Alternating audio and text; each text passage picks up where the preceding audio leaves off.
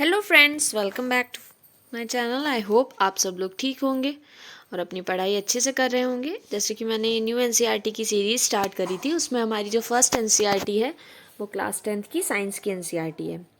इसमें हम लोग 3 to 4 चैप्टर्स कंप्लीट कर चुके हैं और उनकी प्लेलिस्ट भी मैंने इसी चैनल पे अपलोड कर दी है, तो आप वहाँ से पूरा चैप्टर रिवाइज कर सकते हैं। सभी चैप्टर्स की सेपरेट प्लेलिस्ट बनी हुई है, तो वहाँ से आप लोग सारी वीडियोस को सिक्वेंसली पढ़ सकते हैं।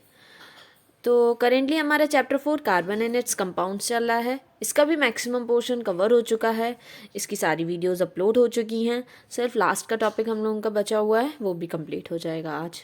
और अगर आप चैनल पे न्यू हैं और अभी तक आपने चैनल को सब्सक्राइब नहीं किया है तो सब्सक्राइब ज़रूर कर दीजिएगा और नोटिफिकेशंस को भी ऑन कर लीजिएगा, जिससे आप कोई भी न्यू वीडियो की अपडेट को मिस ना कर दें। तो कार्बन एंड इट्स कंपाउंड्स को हम लोग स्टार्ट करते हैं, जितना भी पोर्शन हमारा बचा हुआ है। इसमें अगर आप लोग चाहते हैं कि आपको केमिस्ट्री में कम से कम डाउट्स हो, तो आप लोगों को एक चीज़ पे ज़रूर ध्यान देना है कि अगर आप कोई भी चैप्टर को स्टार्ट कर रहे हैं तो उसमें ना सारी वीडियोस को देखिए, आप लोग लाइन वाइज देखिए, किसी भी पार्ट को मिस मत करिए, क्योंकि सारे टॉपिक्स आपस में इंटरलिंक्ड होते हैं। तो इस कारण फिर जो नेक्स्ट टॉपिक आप पढ़ेंगे, जो मैं करेंटली भी पढ़ा रही हूँ, और अगर आपने प्रीवियस टॉपिक नहीं पढ़ा होगा तो आपको वो समझ में नहीं आएगा, फिर आपको बहुत सारे डाउट्स होंगे। इसलिए मैं आपको ये एडवाइस करूँगी, अगर आप चाहते हैं कि आपके मिनिमम डाउट्स हों तो आप लोग क्या करिए, वीडियोस को कोई भी चैप्टर स्टार्ट करने से पहले सबसे पहले फर्स्ट वीडियो देखिए, उसके बाद लाइन वाइज आप सेकेंड, थर्ड, फोर्थ देखते जाइए, तो आपको डाउट्स भी नहीं होंगे। तो कार्बन एंड इट्स कंपाउंड में हम लोगों ने saturated carbon, unsaturated carbon, covalent bonds, carbon का जो यूनिक प्रॉपर्टीज़ होती हैं जैसे कैटिनेशन, सारी चीज़ें पढ़ ली थी। नॉमेनक्लेचर भी पढ़ लिया था, और कैसे हम लोग फंक्शनल ग्रुप्स के बेसिस पे प्रॉपर्टीज चेंज होती हैं, होमोलोगस सीरीज, ये सारे छोटे छोटे टॉपिक्स हम लोगों ने कंप्लीट कर लिए थे। हम लोग केमिकल प्रॉपर्टीज़ पे चल रहे थे, वो भी हमारी कंप्लीट हो गई थी। Combustion, addition reaction, oxidation reaction, substitution reaction, ये सारी हम लोगों ने कंप्लीट कर ली थी। इथेनॉल एक इंपॉर्टेंट कार्बन कंपाउंड है, उसको भी कंप्लीट कर लिया था, उसकी प्रॉपर्टीज़ भी देख ली थी। आई होप आप लोगों ने ये सारी चीज़ें दोबारा से पढ़ के रिवाइज करी होंगी, क्योंकि रिवीजन कंपलसरी है। अगर कोई टॉपिक आप पढ़ते हैं, आपको लगेगा पहले बार में कि आपको समझ में आ गया, आपको याद हो गया है, बट ऐसा क्या होता है कि थोड़े टाइम के बाद आप उसे भूल जाते हैं। तो अगर आप रिवाइज करते रहेंगे ना, तो आप लोग उसको ज़्यादा टाइम तक अपना रिटेन रख सकते हैं। तो आज जो हम लोगों को पढ़ना है वो प्रॉपर्टीज़ ऑफ इथेनोइक एसिड पढ़नी है। तो स्टार्ट करते हैं हम लोग। एक ये मोर टू नो में पॉइंट हमारा रह गया है, एल्कोहल एज फ्यूल, उसको भी रीड कर लेते हैं। Sugarcane plants are one of the most efficient converters of sunlight into chemical energy. Sugarcane juice can be used to prepare molasses, which is fermented to give alcohol. And some countries some countries now use alcohol as additive in petrol, since it is cleaner fuel which give rise to only carbon dioxide and water on burning in sufficient air. तो ये बता रहे हैं जो sugar cane होता है वो सबसे एफिशिएंट कन्वर्टर होता है सनलाइट को केमिकल एनर्जी में कन्वर्ट करने का। ठीक है, तो शुगर केन का प्लांट होता है, उसमें maximum amount of sunlight chemical energy में स्टोर हो जाती है, केमिकल एनर्जी की फॉर्म में। दूसरा, जो शुगर केन से मोलेसेस बनते हैं, उसको क्या करा जाता है, जो भी एक्स्ट्रा मटेरियल बचता है शुगर केन से, जिसका जितना भी शुगर होता है उसको एक्सट्रैक्ट करने के बाद उसको फर्मेंट किया जाता है, फिर उससे हम लोग अल्कोहल भी बना सकते हैं। शुगर केन होता है क्या है, एक कार्बन का ही कंपाउंड होता है। शुगर केन में बहुत अमाउंट ऑफ कार्बन होते हैं, ग्लूकोज होती हैं जो भी, ठीक है। तो उसको हम लोग किस में कन्वर्ट कर सकते हैं, अल्कोहल का फॉर्मेशन में हेल्प कर लेते हैं। बहुत सी कंट्रीज़ में शुगर केन को उस कंट्रीज़ को अब कैसे यूज़ करते हैं, पेट्रोल में ऐड करके, तो वो एक तरीके का मोर क्लीन फ्यूल होता है।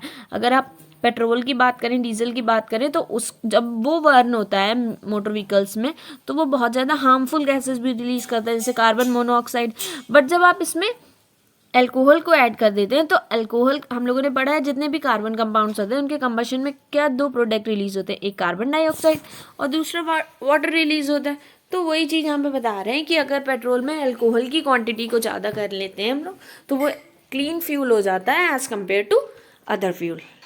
ओके, तो अब हम लोग स्टार्ट करते हैं प्रॉपर्टीज़ ऑफ इथेनोइक एसिड। सबसे पहले यहाँ पे बोला गया है ethanoic acid is commonly called acetic acid, नाम याद रखिएगा, कहीं कहीं पे एसिटिक एसिड लिखा होगा तो आप लोग कंफ्यूज मत हो जाइएगा, ये कौन सा कार्बन कंपाउंड है, ethanoic acid, okay. And belongs to the group of acids called carboxylic acid. Ethanoic acid का फॉर्मूला आप लोगों को याद होगा, देख लीजिए एक बार, मैं फिर से बता देती हूँ। इथ का मतलब यहाँ पे 2 कार्बन होंगे, एन मतलब सिंगल बॉन्ड होगा कार्बन कार्बन के बीच में, ओइक मतलब यहाँ पे कार्बोक्सिलिक ग्रुप ऐड है, ठीक है। ये होता है आपका कार्बोक्सिलिक ग्रुप, COOH, और यहाँ पे आप 3 हाइड्रोजन को लगा सकते हैं, तो ये आपका इथेनोइक एसिड फॉर्म हो गया, ओके। कार्बोक्सिलिक ग्रुप का जो कार्बन होता है वो कार्बन चेन में काउंट होता है, इसीलिए यहाँ पे इथेनोइक एसिड में सिर्फ 2 कार्बन आते हैं, कार्बोक्सिलिक ग्रुप वाला कार्बन भी काउंट हो जाता है, ओके।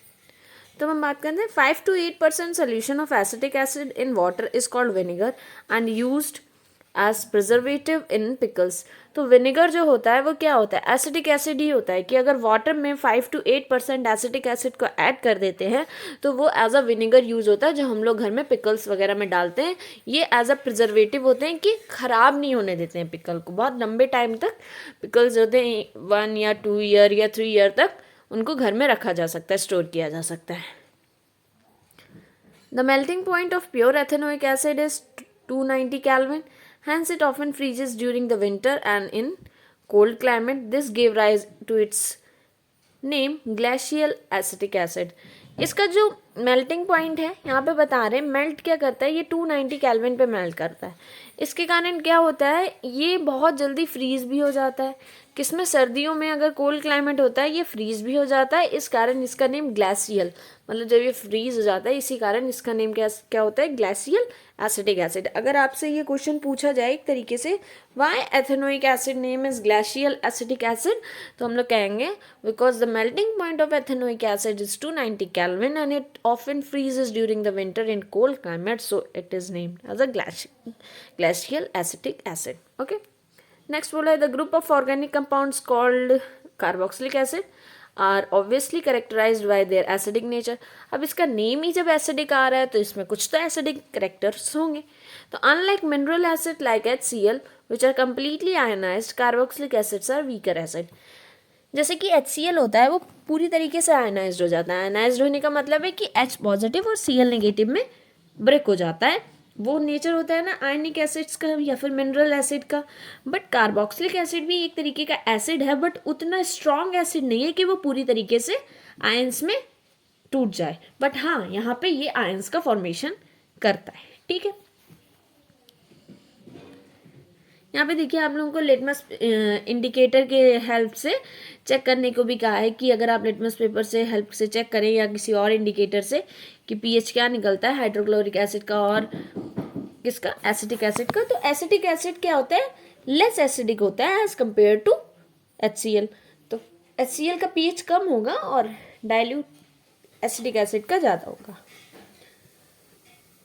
अब यहाँ पे जो रिएक्शन की बात करने जा रहे हैं, अब देखिए ईस्टेरिफिकेशन, ये बहुत इंपॉर्टेंट रिएक्शन है, इसको ध्यान से पढ़िएगा, इसको याद रखिएगा, ठीक है, बहुत इंपॉर्टेंट रिएक्शन है ईस्टेरिफिकेशन।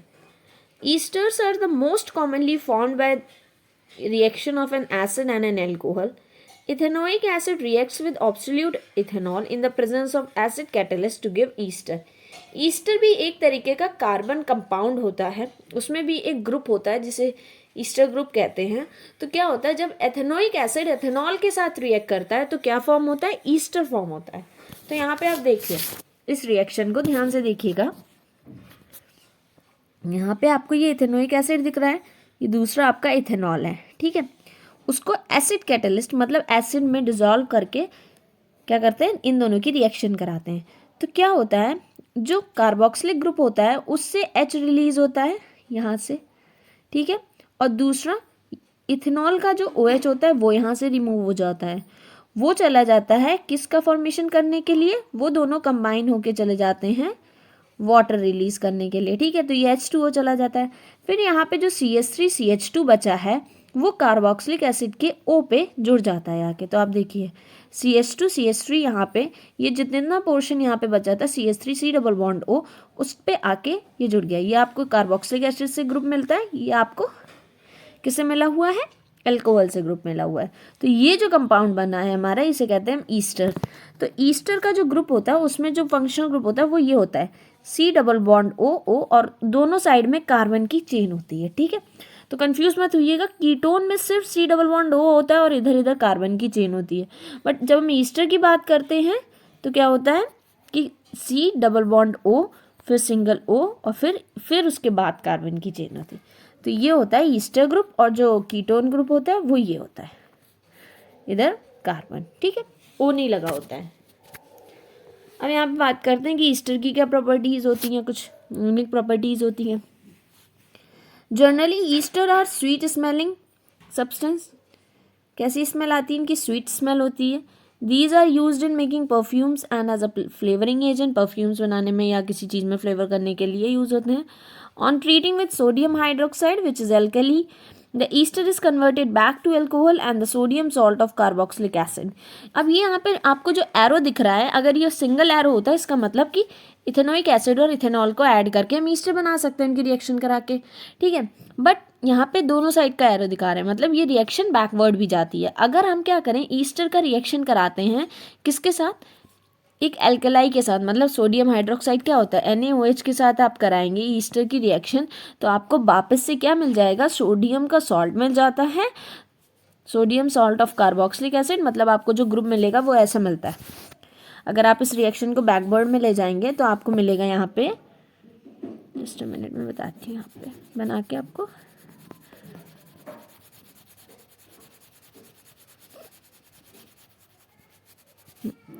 तो आपको वापस मिलेगा CH3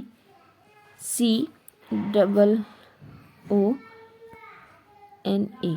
ये कार्बोक्सिलिक एसिड का sodium salt of carboxylic acid मिलता है, और साथ में आपको अल्कोहल मिल जाती है, CH3 CH2OH मिल जाती है। ओके, ये मिलता है जब आप इसे बैकवर्ड रिएक्शन कराते हैं, NaOH के साथ ईस्टर की रिएक्शन कराते हैं। Okay, this reaction is known as soap saponification because it is used in preparation of soap.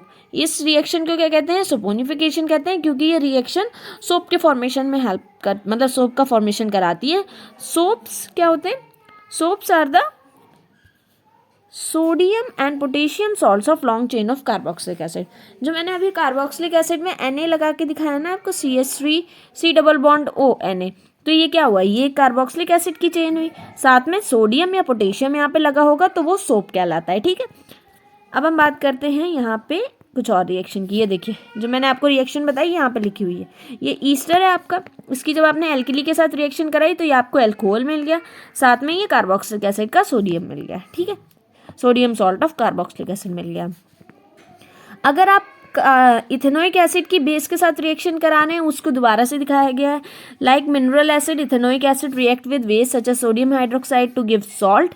इसे कहते हैं sodium ethanoate and commonly called sodium acetate and water. ये सेम एक तरीके से रिएक्शन है, इसमें प्रोडक्ट सेम बन रहा है, बस थोड़ा सा चेंज हो रहा है। यहाँ पे जब ईस्टर था, यहाँ पे इथेनोइक एसिड है। ठीक है, NaOH के साथ रिएक्शन कराइए, सोडियम इथेनोएट दोनों में ही बन रहा है, साथ में यहाँ पे अल्कोहल का फॉर्मेशन हो रहा था, बट यहाँ पे वाटर का फॉर्मेशन हो रहा है। अब ये देख रहे हैं how does ethanoic acid reacts with carbonates and hydrogen कार्बोनाइट्स।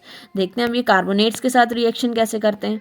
तो यहाँ पे दिया गया है, इसे देखिए, reaction with carbonates and hydrogen carbonates. Carbonates क्या होते हैं आप लोगों को पता होगा, हाइड्रोजन कार्बोनेट्स क्या होता है? Na2CO3, ये कार्बोनेट ग्रुप होता है CO3, और हाइड्रोजन कार्बोनेट के कौन सा होता है? HCO3।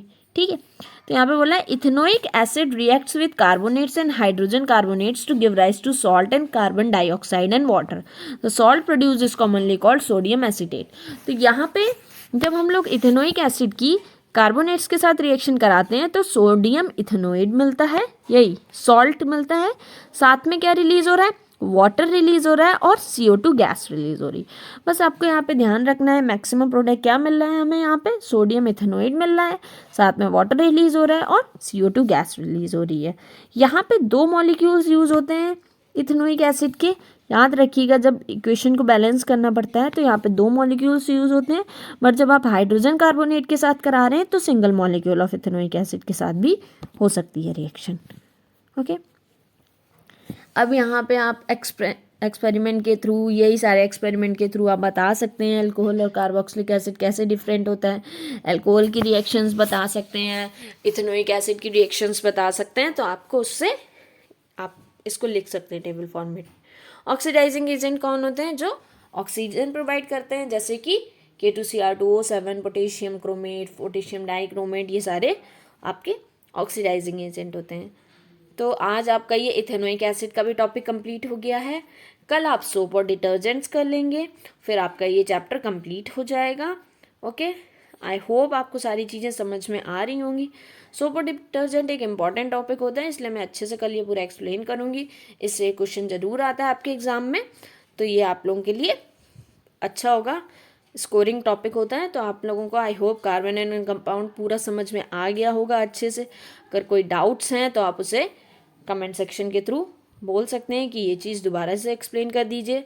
अब मैं एक वीडियो IUPAC नेमिंग की भी कराऊंगी, जिससे आपकी वो भी क्लियर हो जाए। जितने भी नेम्स आते हैं थोड़े से अच्छे नेम कराऊंगी। इसमें NCERT में इतने ज़्यादा नेम्स नहीं हैं, थोड़े से और अच्छे से नेम्स में कराऊंगी। ओके, तो आप लोग एक्सरसाइज करना स्टार्ट कर दीजिए। इसको भी मैं कल की वीडियो में या किसी सेपरेट वीडियो में सारे क्वेश्चंस का सोल्यूशन एक्सप्लेन कर दूंगी, फिर आप उसे फ्रेम कर सकते हैं। और मैंने एक सैम्पल पेपर भी स्टार्ट कर दिया है सॉल्व कराना, तो उसकी वीडियोस में मैं अपलोड करती जाऊंगी, तो आप लोग वो सैम्पल पेपर भी वहाँ से पढ़ सकते हैं, उससे आपका रिवीजन हो जाएगा। और अगर आपको वीडियो पसंद आती है तो इसे अपने फ्रेंड्स के साथ भी शेयर करिए और वीडियो को लाइक भी करिए। और अगर अभी तक आपने चैनल को सब्सक्राइब नहीं किया है तो सब्सक्राइब ज़रूर कर दीजिएगा और नोटिफिकेशंस को भी ऑन कर लीजिएगा, जिससे आप कोई भी वीडियो को मिस ना करें। Okay, so make sure to like, share and subscribe, and thank you for watching the video.